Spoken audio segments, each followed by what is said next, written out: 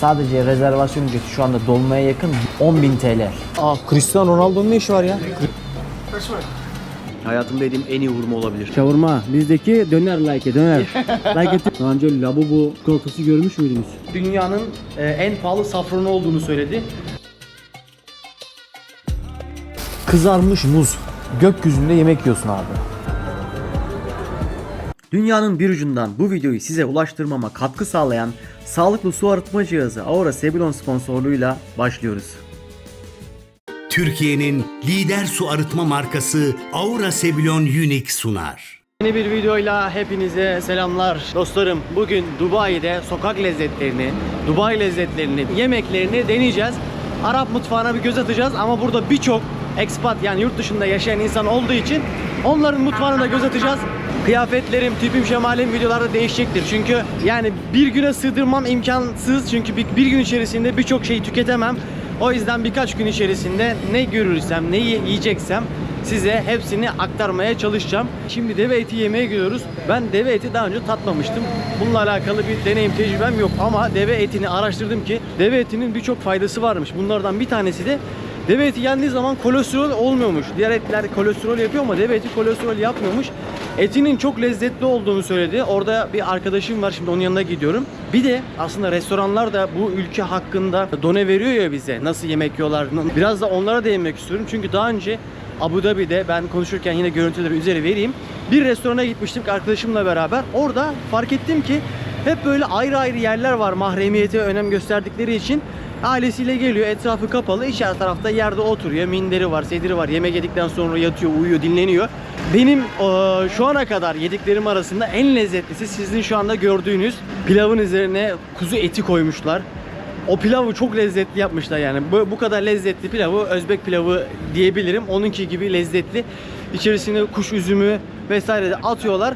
Eti de böyle incik incik tane tane pişmiş. En güzel yediklerimden, böyle tadı damağımda kalan lezzetlerinden bir tanesi bu oldu. Videoda böyle bir giriş yapmış olayım. Hint mutfağıyla alakalı belki bir ön yargınız olabilir. Yani genelde pis gibisinden falan düşünebilirsiniz ama çok lezzetli, çok temiz Hint mutfakları da var. Bir ikincisi burada kanun, nizam çok düzgün olduğu için yani absürt şeyler şu ana kadar görmedim yani böyle hani o Hindistan'daki gibi sokak lezzetleri göremezsiniz. Çok hijyen olmayan şekilde bir sunum, bir şey yapamazlar çünkü hemen abi kapatırlar burada. Ülkenin imajı çok önemli. Her videoda zaten söylüyorum. Buna çok dikkat ediyorlar. Burayı siz belki petrolden zengin oldu diye düşünebilirsiniz ama bunların en büyük kaynaklarından bir tanesi de turizm. Turizme çok önem veriyorlar. Bak yurt dışından birçok içerik üreticisini ülkelerine davet edip güzelliklerini göstermeye çalışıyorlar. Good, and you? Which nationality? This Syrian food, Arabic food. Arabic food, Syrian food. This area Syrian food, Indian food, Pakistani. This kind of, right? Falafel, right? Yeah, this falafel salmon and shawarma salmon also this new item, and this strips same like this. I got it. This is shawarma also. Şavurma. Bizdeki döner like döner. Like Turkish döner. See you soon inşallah, okay. Arkadaşlar da Suriye mutfağından yemeklerini yapıyorlarmış. Ya ben yeni Dubai'yi de beğendim. Ama yeni Dubai'nin böyle o şatafatlı hayatı eyvallah güzel. İnsan lüksü deneyimlemek için herhalde buraya geliyor. Gerçi lüks restoranlara da gittim. Bir arkadaşım vardı, hemen Dubai Mall'un yanında oturuyor. Onunla beraber Burj Khalifa, dünyanın en büyük kulesine bakarak akşam yemeği yemiştik. Çok lezzetli. Abi hep dediğim bir şey var yani Emiratiler işini en iyi yapanları alıp ülkelerine getiriyorlar. Ve oradan sonra orada da en lezzetli yemekleri bulabiliyorsunuz. En kaliteli. Abi burada lüksün sınırı yok. Lüksün sınırı olmadığı için yani dünyanın neresinden en iyi ustayı, en iyi şefi al buraya getir. Niye? Adam çünkü kendi ülkesinde kazanamayacağı parayı gelip burada kazanacak. Erken emekli olabilecek. Hayatta erken emekli olabilecek. Burada emeklilik sistemi yok da. O yüzden böyle bir sistem oluşturmuşlar. Burada da birçok Türk restoranı var. Geçtiğimiz günlerde Dubai'nin en eski restoranını ziyaret ettim abimizle beraber. Onlar da Dubai'nin bu kadar popüler olmadığı dönemlerde Dubai'de restoran açmışlar. Ankara Restoran diye. Yemekleri de çok güzel. Özellikle döneri tavsiye ederim. Pilav üstü döner yemiştim. Çok lezzetli. Yol güzergahı boyunca Nepal mutfağını da görürsün, Hint mutfağını da görürsün, Arap mutfağını da görürsün. Diyeceğim bakın burada Arap diyorum ama yanlış hatırlamıyorsam 21 tane Arap ülkesi var arkadaşlar. Ve bu Arap ülkelerinin hepsinde de aynı yemekler değil, farklı versiyonları yapılıyor. O yüzden işte Suriyelisi farklı yapıyor, işte Yemenlisi farklı yapıyor. Tabii ki Abi Dubai çikolatası. Dubai'ye bahsedip de Dubai çikolatasından bahsetmemek olmaz diye düşünüyorum. Hemen içeriden de şöyle göstereyim size Dubai çikolatasını. Farklı kalitede Dubai çikolatalar var bu arada. Ben en son yani ayıptır söylemesi 500 liraya bir tane Dubai çikolatası almıştım. Yani seven olabilir. İçerisindeki kadayıfları görüyorsunuz. Bunun hikayesi de çok ilginç. Dostlar düşünsene bir hanımefendi hamile ve bir gün aşeriyor. Diyor ki ya ben tatlı aşerdim. Sonra bir çikolatayı eriterek kadayıfı da bu şekilde koyarak bir çikolata yapıyor. Dubai çikolatasının doğuşu bu şekilde olduğu söyleniyor. Bir ara biliyorsunuz bayağı bir patlamıştı. How are you my friend? Good. Good. And you? Good. Where are you from? From Pakistan. Bak genelde böyle bak laf atıyorlar ha. Ha yani buraya gelip aslında baharatlara değinmemek olmaz. Tabii atıştırmalıklar var. Hani bu Hint yolu, baharat yolu, İpek yolu var ya. Bu yollar gerçekten ülkelere çok şey katmış. Hem kültürel hem müzik hem tabii ki hep olumlu değil. Bazen hastalık da bu yollarda taşınmış, edilmiş. Buraya gelindiği zaman tabii ki ne var abi? Hurma. This is from local.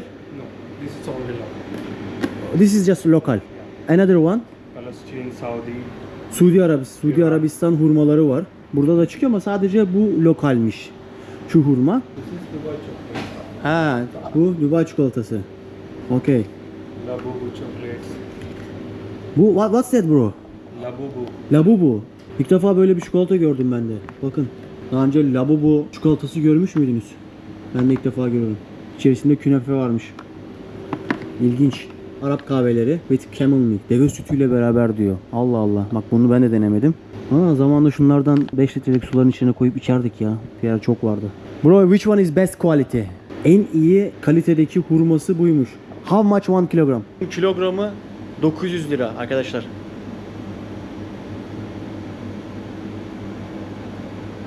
Wow, it's really good. Dolu dolu. Filistin hurmasıymış. Bahsettiğim yerde Green Almond diye bir yer. Eğer yolu buraya düşerse işte bu çok temiz. Selamünaleyküm. I am good and you? Can I make video? Yeah, sure you can. So here is the most expensive spice in the world, which is saffron. I will show you. Let me show bro. So like this, everyone will know. Arkadaş şimdi bana bunun fake mi gerçek mi olduğunu gösterecek. Safran, İran safranı dünyanın en pahalı safranı olduğunu söyledi. Bir test yapacağız. Like after 5 to 10 minutes, it will all turn to yellow like this. Arkadaşlar After 5 to 10 minutes, it will turn to yellow. orijinal safran suya konulduğu zaman bir süre sonra sarı rengi veriyormuş. Yani eğer kırmızı veya da daha farklı bir renk verirse o orijinal olmuyormuş. So for example it's orange. Orange is not the saffron, it's Ha. fake.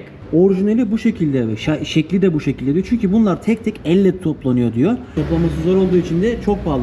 Can I learn how much The average price of the saffron around the world from 40 to 50 dollars per. 1 gramı 250 dirhem ediyor. Onu da dolar bazlı olarak videonun üzerine yazayım.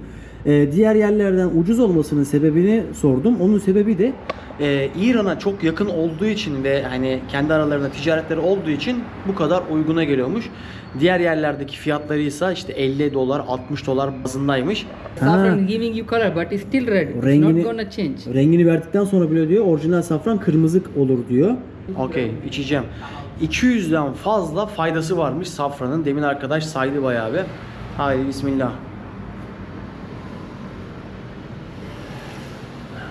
It's really good.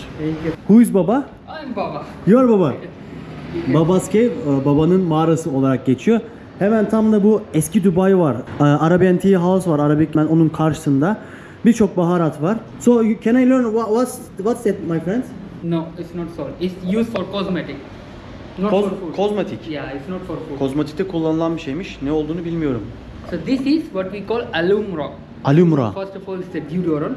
Ha. Second thing, if you ever been to the barber shop, if the barbers cut you, they will put something to see the one way Ha. they put.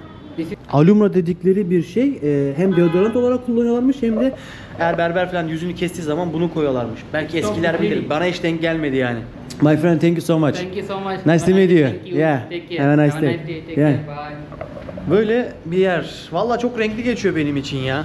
Ve şimdi nereye geldik? Local House Restaurant 1997'den beri hizmet veren. Selamünaleyküm. Ahlan ve sehlan. Thank you so much. How are you? I'm Ali. Thank you so much. Thank you so much. Şöyle oturalım.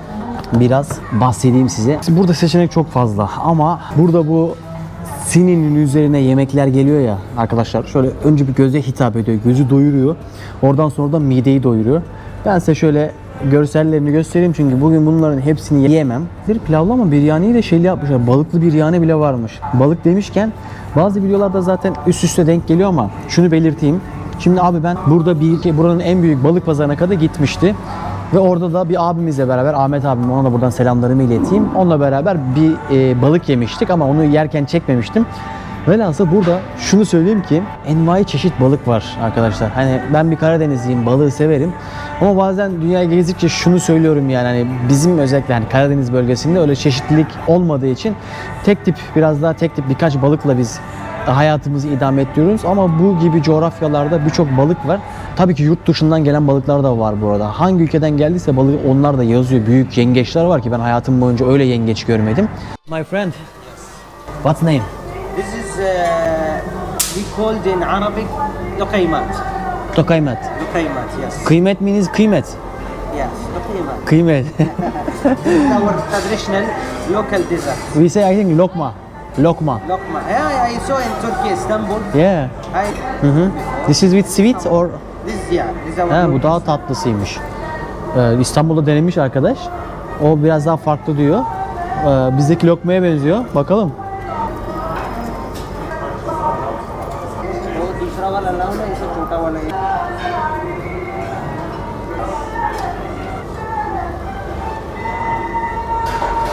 Gibi kızardılar.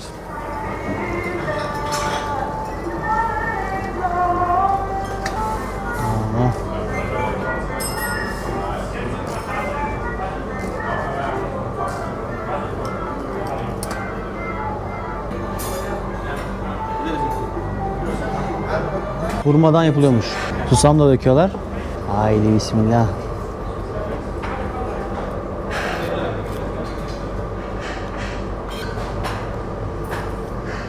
So soft, so it's really good. Kahve. Qahwa We call kahve. Kahve. İçerisine safran vesaire de koyuyorlarmış bunun içine. Ya you can do. Şu şekilde. Şükran. İçerisine farklı baharatlar da koyuyorlar. It's really I like it. I like more than espresso. Yes. Yeah. We welcome you with Hoş geldin içeceğiymiş bu. Ve evimize geldiğiniz zaman diyor kesinlikle ilk kahve ikram ediyorlarmış. It's really good information. Thank you. Dedi ki biz dedi kahveyi dedi ağzına kadar doldurmayız. Böyle buraya kadar koyuyorlarmış. Bunun sebebi de evimize gelen misafirlere servis etmek, hizmet etmek istiyoruz dedi. O yüzden dedi böyle azar azar koyarız. O içtikçe doldururuz dedi. Eğer yeter derse şu şekilde sallarmış. Bunun anlamı da artık enough, yeter demekmiş. Demin altın reyonların önünden geçiyorum. Abi ben burada şuna şahit oldum ya. Bir dondurma düşünün, bir pasta düşünün ve bu pastanın üzerinde altın taneleri var. Altın serpiştirmişler. Her şeyin böyle altına bulanmışı var. Dema my friend. You are from? India. Which part? Maharashtra. Maharashtra. I am from Tamil Nadu. You are looking like a Shane Watson, bro. Shane Watson. Australian player. Which part? Australian. Australian? No bro. Australian player. No, not. Guess more. LA. No. Perth. Not London. Am I look like British? Perth. No, not British. No British. Muslim country. Muslim country. Muslim. Qatar. Qatar. No, not Iran. not Iran. Saudi. No, Istanbul. Istanbul. Yeah. What's your good name? Melih. Millie. You? Ashish. Ashish. James. Arkadaşlar da Hindistan'dan. Yol güzergahında giderken abi şöyle bir şey dikkatimi çekti. Sonuçta malumunuz konumuz yemek ve Hint mutfağından bir başka şey. Şu dosa çok popülerdir, meşhurdur. Hello my friend. Hello. Dosa? You don't have dosa? Morning. Early morning. Open. Okay. Dosa bitmiş arkadaşlar. Sadece sabah oluyormuş. Yapacak bir şey yok. Şansımıza küselim. Şuradan size şeyleri göstereyim. Şunlar pek tatlı tuzlu olmuyor. Bizdeki atıştırmalıklar gibi. Bakın muz yaprağına sarılmış. Aha burada da dosa. My friend, do you have dosa? Dosa? Not now. Not now. What do you have? This is the tea, right? Meli Bekşan. Melih Ha. Bektaş. M-E-L-L-Y, Meli. Yeah. Yeah, YouTuber. This is Indian restaurant. Yeah. Chai with milk, right? Yeah, with milk. This is banana muz kızartması var. One banana fry, one milk tea. This is dal, right? Dal. Ha, dal rice. Dal rice. Çayı koydu.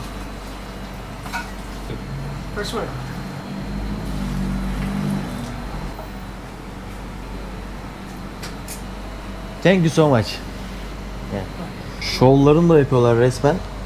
Şimdi yediğim kızarmış muz. Dışı hamur, içerisine muz koyuyorlar ve bence çok lezzetli. Bu sütlü çayı Hindistan'da çok içiyordum. Biraz orada fazla şeker koyuyorlar ama gayet lezzetli. Sütlü çikolata gibi bana o tadı anımsatıyor. Arkada da abim gördüğünüz gibi Hindistan'da yediği usulle beraber, ellerle beraber yiyor.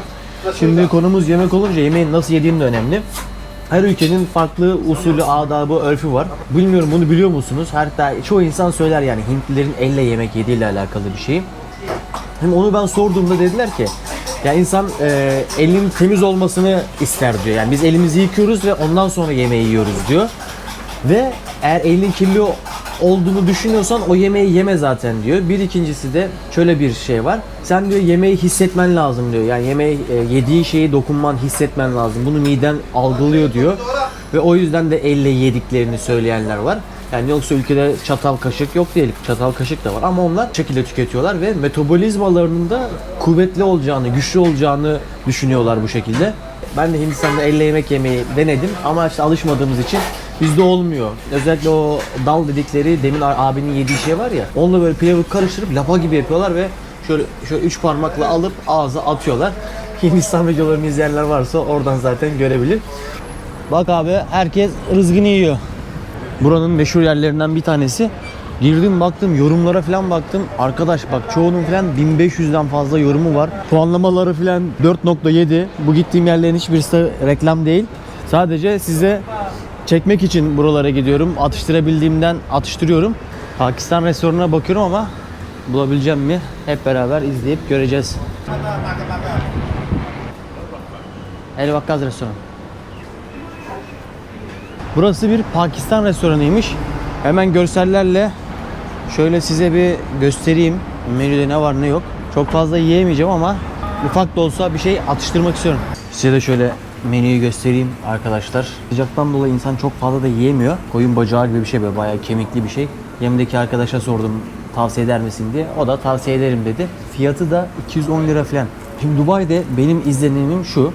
Birçok tabii ki Hintli çok olduğu için onlar kendi mutfağını da getirmiş. Pakistanlı. Zaten burada yerlisi zaten %7'sini oluşturuyor. Herkes kendinden bir şeyler getirmiş ve burası zenginleşmiş. Zaten çok konsept var. Bak geçtiğimiz günlerde bir tekne turuna katıldım. Yine açık büfe yaygın. Açık büfenin içerisinde dünya mutfağından birçok seçenek vardı. Tatlıları vardı. Yani deniz mahsulleri vardı. Ve bunun yanında şunu fark ettim. Tam o da bir tekne turuydu. Bir baktım bir vinç var abi. Vincin ucuna da bir tane konteyner asmışlar. Konteyner gibi bir şey ama aslında o bir restoran. Gökyüzünde yemek yiyorsun abi. Tam karşında da dünyanın en büyük dönme dolabı var. Görünce bir şaşırdım yani. Dedim ki vay be dedim yani hani daha ne olabilir dersiniz ama işte oluyor. Thank you so much my friend. Şimdi yemeğimiz geldi. Abi buna baksana hayvan hala canlı ya. Kendimi o Türk filmlerindeki adamlar var ya hani böyle alıp tüketen. Öyle hissettim bir anda. Bir arkadaşım dedi ki yine o Burj Khalifa'nın kenarında güzel bir restoranda oturduk. Yılbaşında abi dedi şuradaki yani bu manzarayı şu anda size izlediğim manzarayı izlemek için rezervasyon ücretine bakmışlar. Arkadaşlar sadece rezervasyon ücreti şu anda dolmaya yakın bir 10.000 TL rezervasyon ücreti. Gerisini siz düşünün. İnsanlar orada yılbaşında o havai fişekleri vesaire izlemek için bir yandan da yemek yemek için parayı ödüyorlar.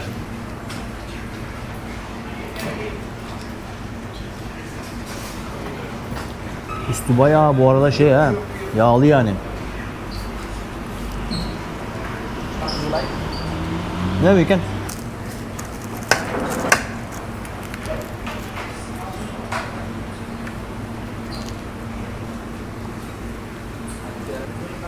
Tam bir fiyat performans. Ve böyle bir, bu ne abi? Yoğurt, nane, biraz suyla karıştırmışlar. O zaman bana afiyet olsun.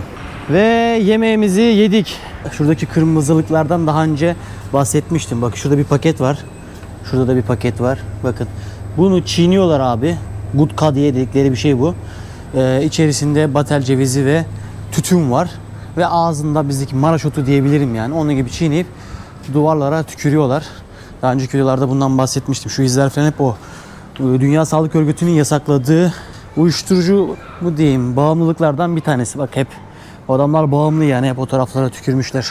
Bunu Yeni Dubai'de göremezsiniz. Bu taraflarda böyle anca. Burası sadece şu anda içinden geçtiğim yer sadece kardeşim. Ah be kardeşim, şurada çöp var be. Yani kendi ülkem mi zannettim burayı? Evet. This is special Arabian tea. Ve dostlarımız, çayımız geldi. Çayı içerken size güzel şeylerden bahsedeceğim. Thank you so much. Özel Arap çayını deneyelim bakalım. Yoğun bir aroması var. İçerisinde zencefil var, zerdeçal var. Bazılarına süt katıyorlar, kakule katılıyor, tarçın katılıyor ve böyle mixleyerek yaptıkları bir çay. Bu da onlardan bir tanesi. Zencefilin normalde çok keskin bir tadı olmasına rağmen çayın içerisinde sırıtmamış. Burası bir Arap ülkesi. Dubai'de de aslında yemeklerin aslı, kökü Bedevi hayattan gelmiş. Abi şimdi gezerken şunu gördüm. Yani coğrafya kader diyorlar ya. Coğrafyanın şartlarına göre insanlar yemek yapmışlar, insanlar uyumuşlar, kalkmışlar, spor faaliyetleri yapmışlar, kilolu olmuşlar, zayıf olmuşlar. Yani coğrafyanın insan üzerinde çok büyük etkisi var. Yemeğe ve mutfağa da tabii ki etkisi var. Özellikle burası bir köprü vazifesinde, liman şehri. Burada doğal bir liman var. O yüzden burada birçok baharatı görüyoruz. Sokaklarda da zaten size baharatı gösterdim. Onlar da çaylarına da girmiş, yemeklerine de girmiş. Bu video ile beraber tabii ki sokak lezzetleri vesaire gördüğümüzü göstermeye çalışacağım ama bunun yanında da alt metni de size aktarmak istiyorum. Bedeviler de abi şimdi çölde yaşıyorlar. Güce ihtiyaçları var ve o yüzden ne yapmışlar? Bir defa et tüketmişler. Pirinç buraya çok geldiği için pirinç tüketilmiş. Hurma aynı şekilde çok tüketilmiş. Safran ve diğer baharatlar burada çok tüketilmiş. Şu anda bulunduğumuz yerde aslında İranlı tüccarların yaptığı bir mahalledeyiz. Eski Dubai Neighborhood olarak geçen bir yerdeyim. İranlılar buraya gelirken safranı da getirmişler. Safranın çayını da içiyorlar, yemekleri de katıyorlar, pilavlara da katıyorlar. Tabii çok fazla expat olduğu için, yani yurt dışından gelen göçmen olduğu için onlardan da çok fazla şey alınmış. Yani sokaklarda bugün gezdik, gördük. Tabii ki Arap mutfağıyla alakalı yemekler var, restoranlar var. Ben sadece şu anda bir bölgeyi gösterdim size ama bunun yanında birçok Afgan, Pakistan, Hindistan bu gibi mutfaklar var. Tabii ki merkezi yerlerde de Türk restoranları, İtalyan restoranları, Çin restoranları ne ararsanız bulabiliyorsunuz. Ama benim genellikle gördüğüm tabii ki nüfusun fazla olmasıyla istek, talepler de artacak. O yüzden birçok Hint restoranında gördüm. Çok şey katmışlar yani. Aslında ülkelerinden gelip sadece burada çalışmamışlar. Yemeklerini de getirmişler. Burası böyle bir çeşitlenmiş, renklenmiş birçok turist hem Arap mutfağından yemekler yiyor. İşte şavarma yiyor, kebap yiyor. Şimdi sokak lezzetleri deyince insanın aklına böyle Tayland'da, Endonezya'da yediği sokak lezzetleri gibi geliyor. Çünkü Çin'in etkilediği ülkelerde çok fazla işte böcek yeme, tüketme alışkanlıkları var. Onlarda daha önceki videolarda anlattığım bir şey vardır. Çin'de çok büyük bir kriz oluyor. Yemek krizi oluyor. İnsanlar açlıktan ölecek aşamaya geliyor ve ağaçların kabuklarına kadar tüketiyorlar. Aslında bir yandan da neyin şifalı olup neyin şifalı olmadığını bu şekilde öğreniyorlar. Çin tıbbı diye bir tıp ortaya çıkıyor. Alternatif tıp. Bunun yanında tabii ki birçok vücutlarındaki ihtiyaçları olan protein kaynaklarını da böceklerden alıyorlar. Böcek deyip geçmeyin. Konumuz yemek. Çok da böyle hani belki bazı insanların midesi hassastır ama o böceklerin filan %60'ının filan protein olduğunu duyunca ben şok oldum. Hatta bu sporcu supplementleri var ya, takviyeleri, onların bazıları bu ipek böceği gibi böceklerden yapılıyor. Bunu da okuyunca çok ilginç gelmişti. Şimdi de sizinle paylaşayım dedim. Çayımı çok soğutmayayım. Size böyle genelce bir tablo çizmek istedim. Yolculuğum devam ediyor zaten. Çay içtikten sonra devam edeceğiz. O kadar güzel bir yerdeyim ki bir de kulaklığımı taktım. Abi enstrümantal müzik dinliyorum. eski Dubai sokaklarındayım. Daha doğrusu İranlıların, Perslerin yaptığı o mükemmel sokakların arasında ve geçmişe gittim. Dubai'nin hem parıltılı hayatını gördük hem de böyle eski tarzını gördük. Camel Milk dedik ama bugün bize herhalde nasip olmayacak. Dondurması varmış burada ama dükkan kapalı şu anda. O yüzden kahvesini de içemedim, dondurmasını da yiyemedim ama siz bu Neighborhood'a geldiğiniz zaman içebilir, yiyebilirsiniz diye ümit ediyorum eğer açıksa, şansınız da varsa. Dün bir restorana gittim, orada camel meat, deve eti yoktu. Bugün dükkan kapalı. Şimdi öyle bir yere gideceğiz ki buraya bir tarif üzerine geldim. Burada yaşayan bir arkadaşıma sordum. Abi dedi, şöyle bir restoran var. Restoranın ismi de Al Ustad ve buranın özelliği, internette araştırdığım kadarıyla kral bile buraya gelip yemek yemiş. Yani öyle bir bilgi var. Dünyanın çoğu yerinden birçok aktivist, birçok aktör buraya gelip yemek yemiş. Yemekleri de lezzetliymiş. Tam bir fiyat performansmış. Şimdi size buraya göstereceğim. Hani bizde şey vardır ya, işte en lezzetli yemekler işte ara sokaklardadır vesaire. Burası da bir kebapçı. Ve 1978 yılından beri bu işi yapıyorlarmış. Dubai'nin en eski restoranlarından, kebap restoranlarından bir tanesiymiş. Hadi bakalım girelim içeri, bir şeyler atıştıralım. Oo. Güzel görünüyor. Baksanıza arkadaşlar, fotoğraflara birçok şey var. Hemen ben de şöyle yerimi bulayım. Hatta dünyanın farklı yerlerinden paraları da koymuşlar, getirmişler. Arkadaşları ben, Cristiano Ronaldo'nun ne işi var ya? Cristiano Ronaldo bile var. Öyle bir mekan. O Habib de gelmiş. Bakayım. Vay, CZN Burak bile var. Eski telefonları da yerleştirmişler. El Ustad Special Kebap, özel kebap. Porsiyonları gösteriyor. Tek kişilik 50 dirhem. Şu anda işte 12 ile falan çarpabilirsiniz. 2 kişilik 105 dirhem. Mix for 3 kişilik 155 dirhem. Bir de yanına humus sipariş ettim. Ama arkadaşın bahsettiği kadar popülerliği varmış. İlk baktığım yerde bile hani yakalamam da biraz sürpriz oldu. CZN Burak, Habib ve Cristiano Ronaldo'yu görmem. Düşünsenize, onca hatıra, onca birikmiş telefonlar. Yani biraz burası bizi aslında eski Dubai'ye götürüyor. Tabii ki lüks restoranlar güzel ama böyle yerlerin de ruhu var. Genelde lezzetli oluyor böyle yerlerin yemekleri de.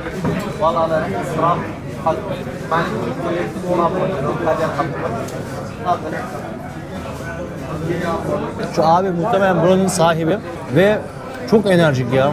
Bir enerji saçıyor etrafa. İnsanlarla fotoğraf çektiriyor, güldürüyor. Baksana onun yüzüklerini falan. İşini severek yapıyor demek ki. Kebap geldi. Bunu abi yoğurtta marine ediyorlarmış. Bekleterek.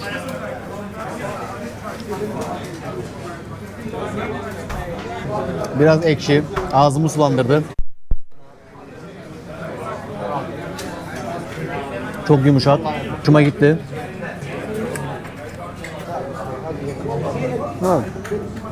Arkadaşlar dedi ki humusa batırarak ye. Şimdi öyle deneyeceğim. Bir de şunu deneyeyim.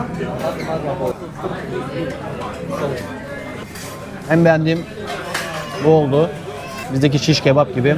Tavuk ve en az beğendiğim de açık konuşmak gerekirse yoğurtla marine ettikleri için ekşimtırak bir tat var. Bana afiyet olsun.